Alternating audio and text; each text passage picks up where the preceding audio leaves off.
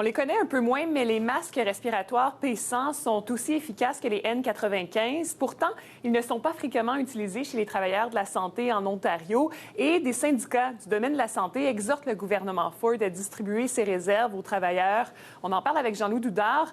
Jean-Loup, expliquez-nous en quoi ces masques P100 sont différents des N95. Ils sont très différents. Les N95, tout le monde les connaît. Ils recouvrent la bouche, le menton, le nez et tout ça. Mais les P100 sont bien plus grands. Ils ont une armature en caoutchouc. Vous voyez les images à l'écran en ce moment. Et ils recouvrent tout le visage. Mais vraiment, ce qu'ils peuvent faire, ils peuvent filtrer jusqu'à 99,97% des particules en suspension dans l'air. C'est plus que le N95 qui en filtre 95%. Le gros avantage du P100, c'est qu'il est réutilisable, alors que le N95, eh bien, il faut le jeter après quelques heures d'utilisation.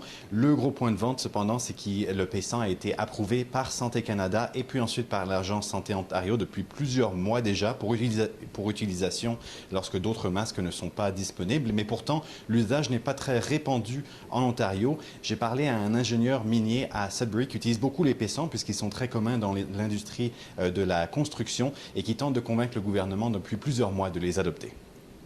Ce n'est pas un outil pour tout le monde, mais pour certaines personnes comme les travailleurs de santé où tu peux attraper le virus au travail, c'est une bonne solution. Il n'y a pas de désavantage de les utiliser, mais il y a beaucoup de désavantages de ne pas les utiliser.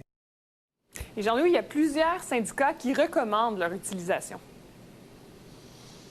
Oui, notamment le chapitre ontarien du syndicat canadien de la fonction publique qui recommande son utilisation depuis un moment déjà et qui écorche au passage le gouvernement Ford en mentionnant qu'ils ont des réserves de N95 mais également de P100 que le gouvernement ne veut pas distribuer selon Michael Hurley que voici. They should be available. The fact that they're not readily available, the fact that people working particularly in long-term care report that they have difficulty accessing this equipment. When they ask for it, they're often told they can't have it, they don't need it. This is probably one of the reasons why this virus is spreading so aggressively in long-term care environments.